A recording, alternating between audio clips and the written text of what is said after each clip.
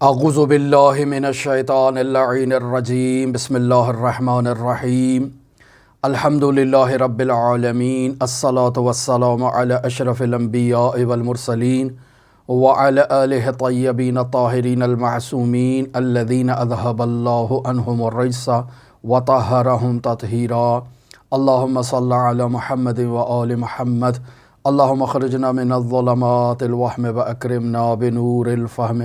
اللہم افتح علینا ابواب رحمتک وانشر علینا خزائن علومک برحمتک یا ارحم الراحمین۔ عزیزان محترم، سید ابن طاؤس کے حالات زندگی آپ کی خدمت میں بیان ہو رہے تھے، اور سید ابن طاؤس کی زندگی میں ان کی 14 معنوی خصوصیات کی طرف ہم اشارہ کر رہے تھے، اور آج 12ویں 13ویں اور 14ویں خصوصیت کو بیان کر کے ہم اس بحث کو آج کمپلیٹ کرنا چاہتے ہیں، مکمل کرنا چاہتے ہیں، تاکہ سید ابن طاؤس کے حالات زندگی بطور کامل آپ کی خدمت میں آج بیان ہو جائیں، اور کل انشاءاللہ بحول قوت پروردگار ہم ایک نئی شخصیت کا تذکرہ کریں گے۔ عزیزان محترم، سید ابن طاؤس کی 12ویں جو خصوصیت بیان کی جاتی ہے، اور درواقع اس خصوصیت کا تعلق بھی عرفانی معنوی خصوصیت سے ہے، اور وہ یہ ہے کہ وظیفے کی خاطر انسان کو میدان عمل میں حاضر ہونا چاہیے۔ یعنی ہم نے عرفانیات میں، اخلاقیات میں اس نقطے کو بیان کیا ہے کہ ایک سالک کی، ایک اللہ والے بندے کی، ایک اللہ کے ولی کی، جو اللہ سے محبت رکھتا ہے اور اللہ سے جس کی قلبی آرزو ہے کہ اللہ تبارک و تعالیٰ سے ملاقات کرے، ایسے شخص کو دنیا پرستوں سے دوری اختیار کرنی چاہیے، جنہیں ابنائے دنیا کہا جاتا ہے، یعنی دنیا کے بیٹے، دنیا پرست لوگ جو ہوائے نفس میں مبتلا ہیں، جو نفسانی خواہشات میں مبتلا ہیں، جو شہوانی خواہشات میں مبتلا ہیں، جن کا تمام جو زندگی کا مقصد فقط اور فقط دنیا کو حاصل کرنا ہے۔ ایسے افراد جو دنیا فریفتہ ہیں، دنیا کے لالچی ہیں، ایسے افراد سے ایک سالک کو، ایک اللہ کے ولی کو، ایک اللہ کے بندے کو دوری اختیار کرنی چاہیے۔ لہٰذا اولیاء الہی ہمیشہ معاشرے میں ایسے طبقات سے جو ابناء دنیا کا مصداق ہیں، ان سے عزلت اختیار کرتے ہیں، یعنی دوری اختیار کرتے ہیں۔ اس طبقے میں اکثر وہ افراد شامل ہوتے ہیں کہ جن کا تمام مقصد صرف دنیا کو حاصل کرنا ہے، دنیا کو چاہنا ہے، دنیا کے لیے تغودو کرنا ہے، تجارت کرنا ہے، معاملات کرنا ہے، ہر کوشش سے کسی نہ کسی طرح سے کسی مقام اور کسی پوسٹ تک پہنچ جانا جن کا مقصد ہوتا ہے، ایسے افراد سے دوری اختیار کی جائے۔ لیکن عزیزان محترم، ایک دینی عالم ہونے کی حیثیت سے، ایک فقیہ ہونے کی حیثیت سے، ایک مرجع ہونے کی حیثیت سے بس اوقات انسان کی یہ ذمہ داری ہے کہ اپنے دینی وظائف کو انجام دینے کی خاطر وہ عین معاشرے کے سینٹر میں آ کر اپنا کردار ادا کرے، اور اسے اس کا وظیفہ شرعی کہا جاتا ہے۔ یعنی بس اوقات انسان کا دینی وظیفہ یہ تقاضا کرتا ہے کہ وہ بالکل معاشرے کے وسط میں موجود ہو، اور معاشرے کے وسط میں رہ کر وہ اپنا کردار ادا کرے، جیسے مرحوم امام خمینی رحمۃ اللہ علیہ نے اپنا کردار ادا کیا، اور ان کے اساتید نے وہ کردار ادا کیا، جیسے مرحوم آخوند خراسانی رحمۃ اللہ علیہ، جیسے مرحوم نعینی جیسی شخصیات، اور ایسی بزرگوار شخصیات جیسے رہبر معظم انقلاب اسلامی، اور اس طرح کی شخصیات تاریخ اسلام میں بہت زیادہ ہیں۔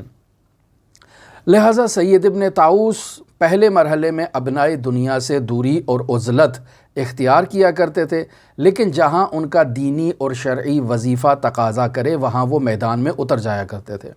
جیسا کہ ان کے حالات زندگی میں ہم نے بیان کیا۔ مثلا سب سے اہم مسئلہ عالم اسلام کے مسائل کے بارے میں غور و فکر کرنا، عالم اسلام کے مسائل کے بارے میں جو ضروری تدابیر ہے، جو ضروری حل ہے، جو ضروری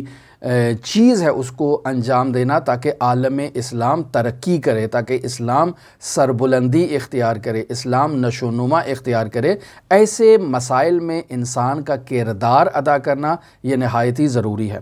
مثلا ریاست اسلامیہ کا دفاع کرنا، ریاست اسلامیہ کی حفاظت کرنا، اسلامی سرزمین کی حفاظت کے لیے اپنا کردار ادا کرنا،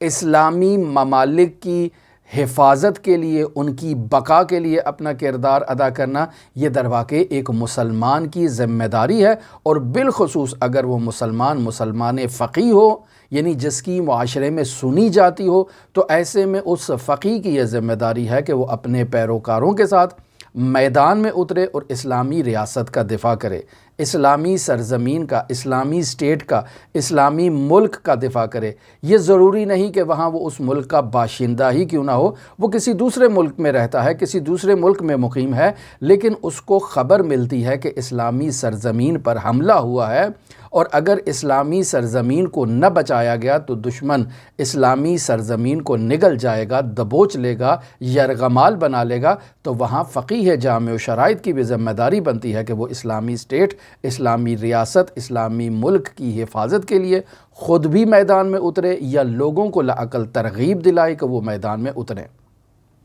لہٰذا آپ دیکھیں، جیسے ہی داعش نے عراق پر حملہ کیا اور 60% سے زائد علاقے پر اپنا قبضہ کر لیا، تو آیت اللہ سیستانی نے وہاں جہاد کا فتویٰ دیا، اور دیکھیں کیسے حشد الشعبی تشکیل پائی اور پورے عراق کو انہوں نے داعش سے نجات دلائی۔ یہ ہے فقیہ کی ذمہ داری، یہ فقیہ کا وظیفہ ہے کہ وہ عین وسط میں آ کر اسلامی اسٹیٹ، اسلامی ریاست کے دفاع کے لیے کردار ادا کرے۔ مرحوم سید ابن طاؤس نے بھی اسی طرح سے جو اسلامی اسٹیٹ عراق اور اس کا دارالخلافہ بغداد ہے، اس کی حفاظت کے لیے جب مغلیہ دور میں ہلاکو خان نے باقاعدہ عراق میں بغداد پر قبضہ کر لیا، تو باقاعدہ سید ابن طاؤس میدان میں اترے اور باقاعدہ خلیفہ کی جو فرمائش پر اور خلیفہ کی کہنے پر وہ ہلاکو خان سے مذاکرات کرنے کے لیے گئے، اس سے گفتگو کی۔ اس سے پہلے آپ دیکھیں کہ سید ابن طاؤس کی زندگی میں ایسا کردار نظر نہیں آتا ہے۔ مثلا کئی دفعہ خلیفہ نے ان سے یہ تقاضا کیا کہ آپ علوی سادات کی نقابت کو قبول کریں، سید ابن طاؤس نے انکار کر دیا۔ لیکن عمر کے اس حصے میں جب ہلاکو خان نے بغداد پر قبضہ کیا اور اسلامی اسٹیٹ کی حفاظت کے لیے انہیں ہلاکو خان سے مذاکرات کرنا پڑے، تو بدلے میں ہلاکو خان سے بھی انہوں نے جو ہے وہ یہ نقابت سادات کو ایکسیپٹ کرنا پڑا، اور انہوں نے اس پوسٹ کو قبول کیا۔ اسی طرح مختلف اسلامی فرقوں سے مناظرہ کرنا، گفتگو کرنا، انہیں اسلام حق کی طرف جو ہے وہ رہنمائی کرنا، قائل کرنا، یہ اس فقیہ کی ذمہ داری ہے جو سمجھ رہا ہے کہ اس وقت اس کا جو ہے وہ میدان میں اترنا اور اسلام کی حفاظت کرنا یہ ضروری ہے۔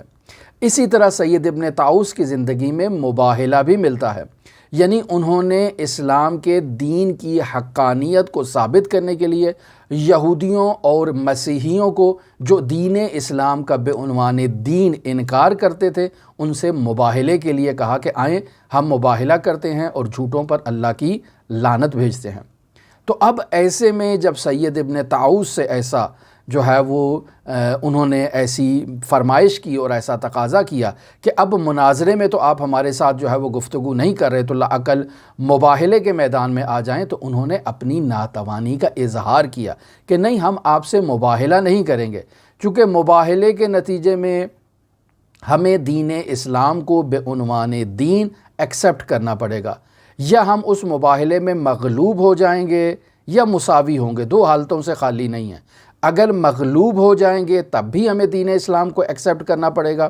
اور اگر مساوی ہو جائیں تب بھی دین اسلام کو بعنوان دین ہمیں ایکسیپٹ کرنا پڑے گا۔ ہم اس مباہلے کی توانائی نہیں رکھتے ہیں، ناتوان ہیں، لہٰذا انکار کر دیا۔ اب آپ دیکھیں کہ سرزمین اسلامی کی حفاظت کے لیے بھی سید ابن طاؤس میدان میں اترے، اسی طرح سے دین اسلام کی حفاظت کے لیے جہاں مناظروں کی ضرورت ہوئی، سید ابن طاؤس میدان میں اترے، اور جہاں اسلام کے دین کی جو ہے وہ حقانیت کو ثابت کرنے کے لیے مباہلے کی ضرورت پیش آئی، سید ابن طاؤس وہاں پر بھی میدان میں اترے۔ اسی طرح سید ابن طاؤس کی 13ویں خصوصیت سید ابن طاؤس کی کتابیں ہیں۔ عزیزان محترم، سید ابن طاؤس کی کتابوں کی خصوصیت یہ ہے کہ وہ اپنی کتابوں کی نظر ثانی نہیں کیا کرتے تھے۔ آج کل جس طرح مصنف باقاعدہ کتاب لکھتا ہے، پھر کتاب لکھنے کے بعد اس کی باقاعدہ پروف ریڈنگ کی جاتی ہے، اس کی غلطیوں کو نکالا جاتا ہے، اس کی باقاعدہ جو ادبی پروف ریڈنگ کی جاتی ہے، اور مختلف قسم کی آج کل تو پروف ریڈنگ جو ہے وہ باقاعدہ طور پر رائج ہے، تو اس دور میں سید ابن طاؤس کے پاس اتنے وسائل، اتنے امکانات، اتنی سہولیات موجود نہ تھیں، لہٰذا وہ اپنی کتاب کی نظر ثانی نہیں کیا کرتے تھے۔ لہٰذا خود فرماتے ہیں کہ اگر میری کتاب میں آپ کو کہیں لفظ کی غلطی نظر آئے یا کسی جگہ کسی معنی کو بیان کرنے میں غلطی نظر آئے تو تعجب نہ کریں۔ کیوں؟ چونکہ میں در واقع قرآن مجید کی گواہی کے مطابق ایک انسان ہوں، اور انسان اللہ تبارک و تعالیٰ کے مطابق ضعیف مخلوق ہے۔ میں اس قدر قوی نہیں ہوں کہ ہر قسم کے عیب سے منزہ، پاک اور جو ہے وہ پاکیزہ ہوں کہ مجھ سے کوئی غلطی سرزد نہ ہو جائے۔ نہیں، ایسا نہیں ہے، مجھ سے بھی غلطی سرزد ہوتی ہے۔ بس اوقات لفظ کو بیان کرنے میں غلطی ہو سکتی ہے، معنی کو بیان کرنے میں غلطی ہو سکتی ہے۔ لہٰذا سید ابن طاؤس کہتے ہیں کہ یہ کتابیں میں تو تحریر نہیں کرتا ہوں، میں نے اپنے پاس ایک کاتب رکھا ہوا ہے۔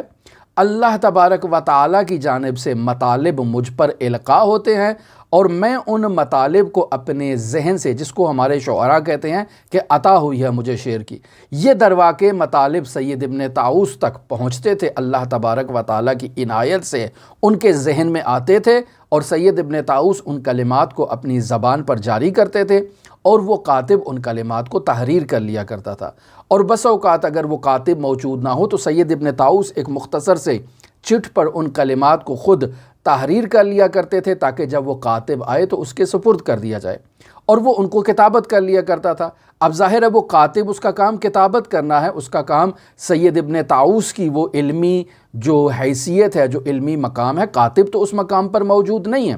لہٰذا اگر سید ابن طاؤس کے پاس فرصت ہوتی اور وہ خود کتابت کرتے تو بہت سے کلمات، بہت سی ایسی چیزیں تھیں کہ جن میں خطا کا جو چانس ہے وہ نسبتاً کم ہو جاتا۔ لہٰذا سید ابن طاؤس نے تمام کی تمام تر ذمہ داری اس کاتب پر ڈال رکھی تھی، اور فرما رہے تھے کہ وہ ہے جو ان مسائل کو لکھتا ہے، تحریر کرتا ہے، یادداشت کرتا ہے، اور اس سے بھی غلطی ہو سکتی ہے۔ لہٰذا ہماری کتابیں عام لکھاریوں کی طرح نہیں ہیں کہ جس طرح آج کل کے معاشرے میں انواع و اقسام کی بیان کیا پروف ریڈنگ اور نظر ثانی کتابوں پر کی جاتی ہے، علمی پروف ریڈنگ کی جاتی ہے، اور اس کے علاوہ جو باقاعدہ آج کل کے مخصوص جو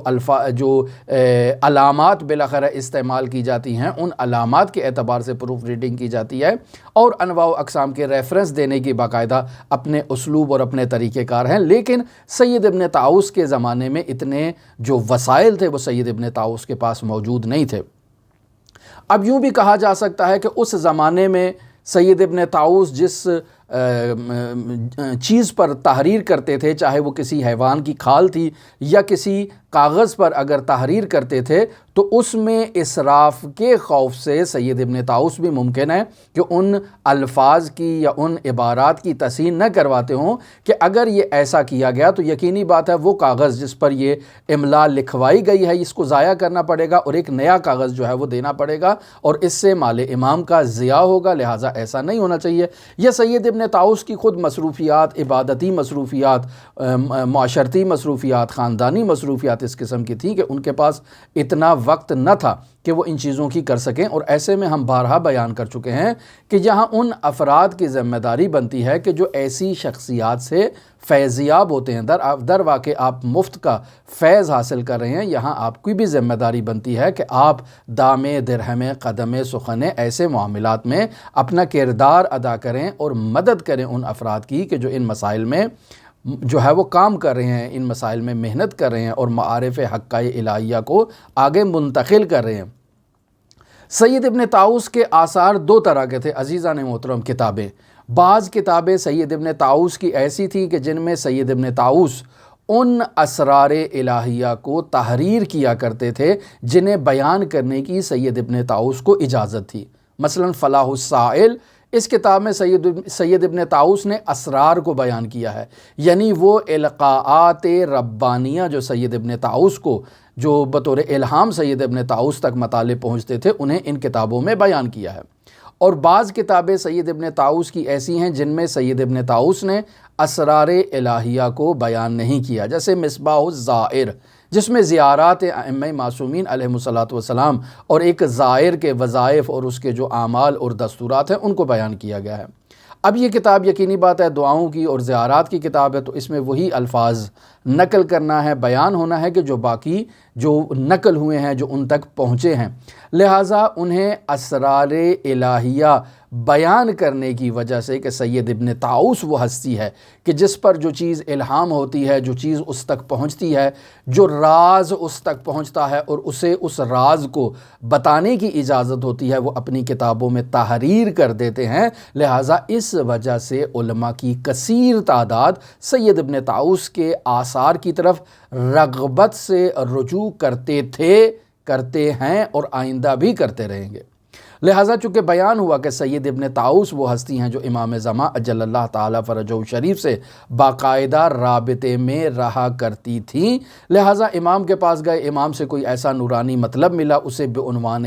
سر امام نے اجازت دی کہ آپ اسے بیان کر سکتے ہیں تاکہ اہل افراد اس سے استفادہ کریں۔ تو ایسی چیزوں کو سید ابن طاؤس باقاعدہ تحریر کیا کرتے تھے، اور اسی وجہ سے کہ جن علماء کو سید ابن طاؤس کی قداست پر اور امام زمان سے رابطے پر جنہیں یقین تھا، وہ قدیم میں بھی رجوع کرتے تھے، حال حاضر میں بھی رجوع کرتے ہیں، مستقبل میں بھی کریں گے۔ اور سید ابن طاؤس کہتے ہیں کہ میں جو دعائیں بیان کرتا ہوں یا جو دعائیں انشاء کرتا ہوں اور لکھواتا ہوں کتاب میں ان دعاؤں میں غور و فکر نہیں کرتا ہوں، یعنی اپنی فکر کو اس میں شامل نہیں کرتا ہوں، بلکہ جو مجھے میرے پروردگار کی جانب سے فیض مجھ تک پہنچا ہے، چاہے وہ روایات کی صورت میں ہو، چاہے وہ خاص عنایات الہیہ ربانیہ کی صورت میں ہو، چاہے اسرار کی صورت میں ہو، جو مجھ تک پہنچتا تھا میں اس کو منتقل کرتا تھا، دعاؤں کے مسائل میں نے غور و فکر نہیں کیا۔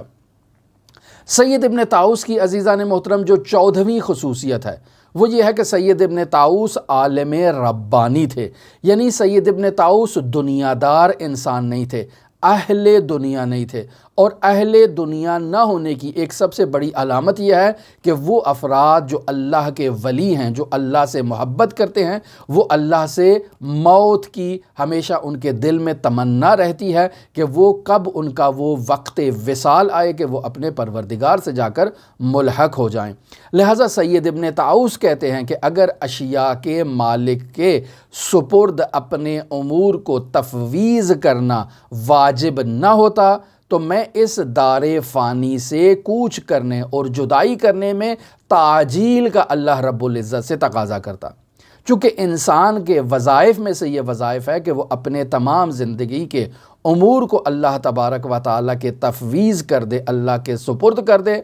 لہٰذا بندہ جو عبد ہے وہ اپنے امور میں خود کی تدبیر کا قائل نہ ہو، بلکہ اللہ رب العزت کی تدبیر کا قائل ہو کہ اللہ اس کے امور پر تدبیر کرے، میں خود سے تدبیر نہ کروں۔ تو جو شخص ایسے نظریات کا قائل ہو وہ خود سے کسی چیز کا تقاضا نہیں کرتا ہے۔ جو میرا رب میرے لیے بہتر چاہے میں اس کو ایکسیپٹ کرتا ہوں، میرا رب میرے لیے زندگی چاہتا ہے میں اس پر راضی ہوں، میرا رب میرے لیے موت چاہتا ہے تو میری تو دل کی تمنا ہے کہ میں اپنے پروردگار کا وصال حاصل کروں۔ لہٰذا سید ابن طاؤس نے ولو ان کے دل کی رغبت جو تھی وہ یہ تھی کہ اس دار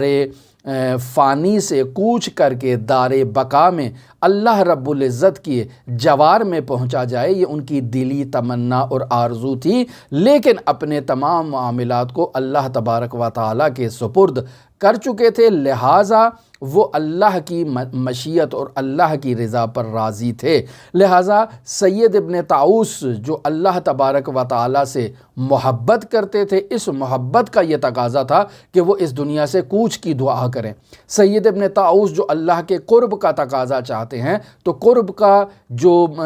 تقاضا ہے وہ یہی ہے کہ انسان موت کی تمنا کرے۔ وہ جو اللہ تبارک و تعالیٰ کی رضایت کا خواہش مند ہے، اسے خوف رہتا ہے کہ میں اس دنیا میں رہوں تو اللہ کی کوئی نافرمانی یا اللہ کی بارگاہ میں کوئی بے ادبی نہ ہو جائے، لہٰذا وہ موت کا متمنی رہتا ہے۔ لیکن سید ابن طاؤس اپنے معاملات کو اللہ تبارک و تعالیٰ کے سپرد کر دیے تھے، لہٰذا اللہ کی رضا پر راضی تھے کہ وہ اسے سید ابن طاؤس کو اس دنیا میں رکھنا چاہتا ہے تو سید ابن طاؤس راضی ہیں، وگرنہ قلبی خواہش یہ ہے کہ وہ اللہ سے تقاضا کریں کہ اللہ مجھے موت دے دے تاکہ میں اللہ کے جوار میں اللہ کی بارگاہ میں پہنچ جاؤں۔ یہ محبت کا تقاضا ہے، یہ قرب کا تقاضا ہے کہ انسان نے اپنے مطلوب، اپنے محبوب، اپنے جو محبوب سبحانی ہے، اپنے تمام معاملات کی لگام اپنے محبوب کے ہاتھ میں دے دے۔ وہ میرے لیے زندگی چاہتا ہے تو میں راضی، وہ میرے لیے موت چاہتا ہے تو میں راضی، وہ میرے لیے فقر چاہتا ہے تو میں راضی، وہ میرے لیے دنیا چاہتا ہے تو میں راضی، میں اس کی رضا پر راضی ہوں۔ رضن برضائہ و تسلیما لامرہ، میں اس کی رضا پر راضی ہوں اور اپنے تمام امور اور تمام معاملات کو میں اس کے سامنے سر تسلیم خم کیے ہوئے ہوں کہ جو وہ میرے لیے قضاوت کرے گا میں اس قضاوت پر راضی ہوں۔ عزیزان محترم، حسن ختام کے طور پر یہ آپ کی خدمت میں بیان کروں کہ حضرت آیت اللہ سید محمد حسین حسینی طاہرانی جو مفسر عظیم الشان قرآن علامہ محمد حسین طباطبائی رحمۃ اللہ علیہ کے شاگرد تھے، وہ اپنے استاد علامہ طباطبائی سے نقل کرتے ہیں، اور علامہ طباطبائی چونکہ مرحوم سید علی آغا قاضی طباطبائی رحمۃ اللہ علیہ کے شاگرد تھے، تو علامہ علی قاضی طباطبائی رحمۃ اللہ علیہ سے یہ نقل کرتے ہیں کہ مرحوم قاضی دو علماء کا بہت زیادہ احترام کیا کرتے تھے، ان کے مقام اور منزلت کو نہایتی عظمت کے ساتھ، بزرگی کے ساتھ یاد کیا کرتے تھے۔ ان دو شخصیات میں سے ایک شخصیت سید ابن طاؤس کی شخصیت ہے، اور سید ابن طاؤس کی کتاب اقبال الاعمال کو مرحوم قاضی بہت زیادہ اہمیت دیا کرتے تھے، اور سید ابن طاؤس کا جب تعارف کرواتے تھے تو فرماتے تھے وہ سید اہل مراقبہ ہیں، یعنی تمام مراقبہ کرنے والے افراد میں سید ابن طاؤس کا مراقبہ سب سے زیادہ شدید ہے۔ دوسری شخصیت جس کا مرحوم علی قاضی طباطبائی بے حد احترام کیا کرتے تھے وہ مرحوم سید مہدی بحر العلوم ہے۔ عزیزان محترم، مرحوم سید مہدی بحر العلوم بھی ایسی جلیل القدر ہستی ہیں کہ ان کا طرز زندگی واقعاً مشعل راہ ہے، ان کا علمی سفر، ان کا عرفانی سفر، ان کا عملی سفر تمام ان افراد کے لیے جو مراقبے کے خواہش مند ہیں ان سب کے لیے مشعل راہ ہے۔ لہٰذا مرحوم قاضی سید مہدی بحر العلوم کی بہت زیادہ تعریف کیا کرتے تھے، اور مرحوم قاضی بارہا اس بات کا تذکرہ کیا کرتے تھے کہ سید ابن طاؤس اور سید مہدی بحر العلوم دو ایسی شخصیات ہیں جو اکثر امام زمان کی بارگاہ میں شرف یاب ہوتے ہیں، اور امام زمان اجل اللہ تعالی فرجہ شریف سے فیض یاب ہوتے ہیں۔ یہ دو شخصیات وہ شخصیات ہیں جن میں نفسانی خواہشات موجود نہ تھیں، یہ اپنے مقصود حقیقی کے وصال کے لیے نہایتی شدت کے ساتھ جد و جہد کیا کرتے تھے۔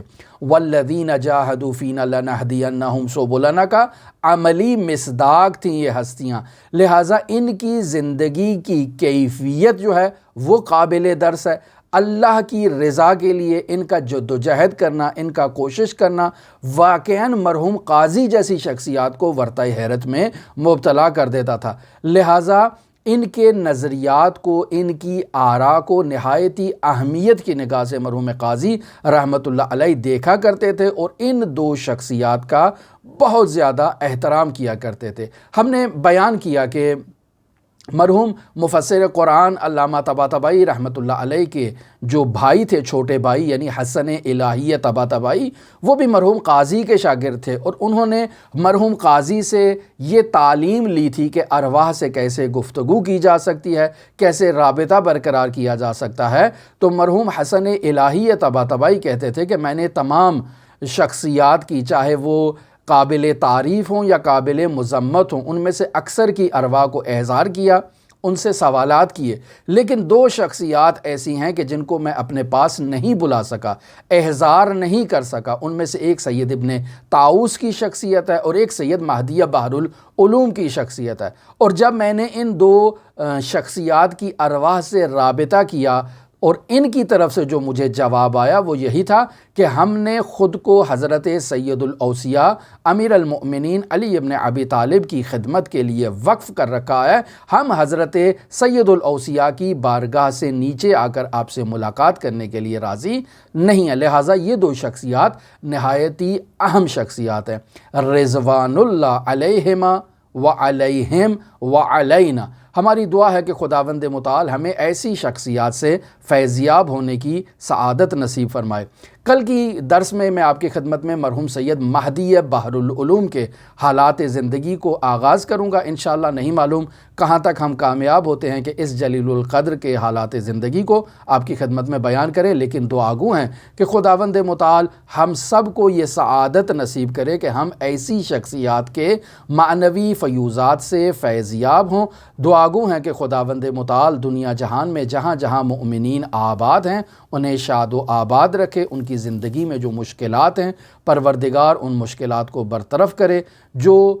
دعاؤں کا تقاضا رکھتے ہیں اور ہم تک دعاؤں کے لیے کہتے ہیں، پروردگار ان تمام مؤمنین کی تمام جملہ حاجات کو شرف قبولیت بخشے۔ حضرت صاحب الامر صاحب الزمان حضرت مہدی موعود کے ظہور میں تعجیل فرمائے، ہمیں حضرت کے اصحاب و اعوان و انصار میں شمار فرمائے۔ آپ تمام مؤمنین کے لیے امام رعوف علی ابن موسیٰ الرضا علیہ الاف و تحیت و ثنا کی نورانی بارگاہ میں نائب الزیارہ بھی ہیں اور دعاگو بھی ہیں۔ اللہم صلی علی محمد و آل محمد وعجل فرج قائم آل محمد۔